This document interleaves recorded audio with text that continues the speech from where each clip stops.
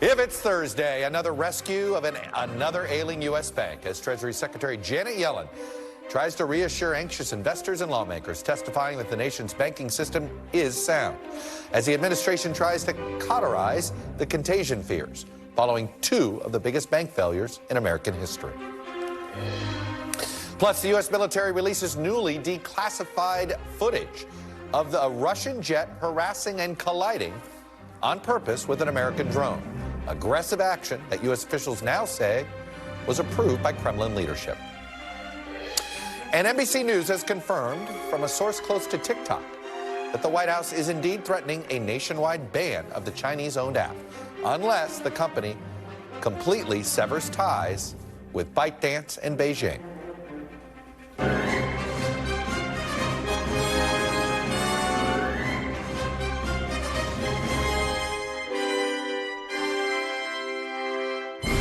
Welcome to Meet the Press Now. I'm Chuck Todd reporting in Washington. We begin today with the stability of the American economy and the global banking system as U.S. officials, European governments, and U.S. banking giants flood the market with cash and reassurances. The Treasury Secretary, Janet Yellen, today testified before Congress for the first time since the failure of two key U.S. banks, which set off a global alarm. She defended the administration's sweeping actions, which included making a decision to rescue all depositors at both failed banks, while assuring the public that the U.S. banking system was still secure. I can reassure the members of the committee that our banking system is sound and that Americans can feel confident that their deposits will be there when they need them. This week's actions demonstrate our resolute commitment to ensure that our financial system remains strong and that depositors' savings remain safe.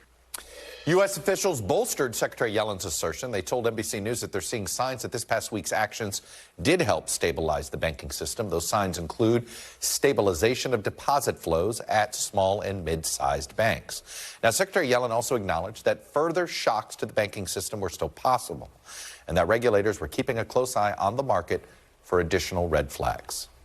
Given the events of the past week, I'd like to understand how Treasury is evaluating the effectiveness of its recent actions. A more general problem that concerns us is the possibility that if banks are under stress, they might be reluctant to lend, where they're worried about shoring up liquidity and capital, and we could see credit become more expensive and less available. That could turn this into a source of significant downside economic risk.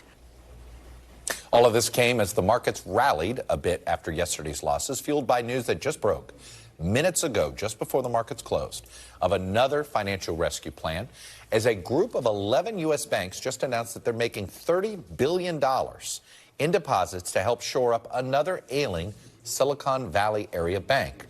This one is called First Republic Bank.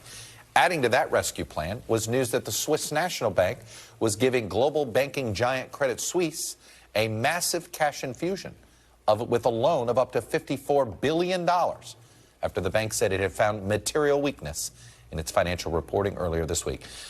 Overall, those headlines are now a bit hopeful, but given the uncertainty facing banks, Congress, and regulators, don't expect concerns about the overall stability of our banking system and the economy to go away anytime soon. There's one word we didn't mention here that is also sort of hovering over all of this. It's crypto and digital assets, which may be having more of an impact on this than I think we're all fully realizing. Thanks for watching our YouTube channel. Follow today's top stories and breaking news by downloading the NBC News app.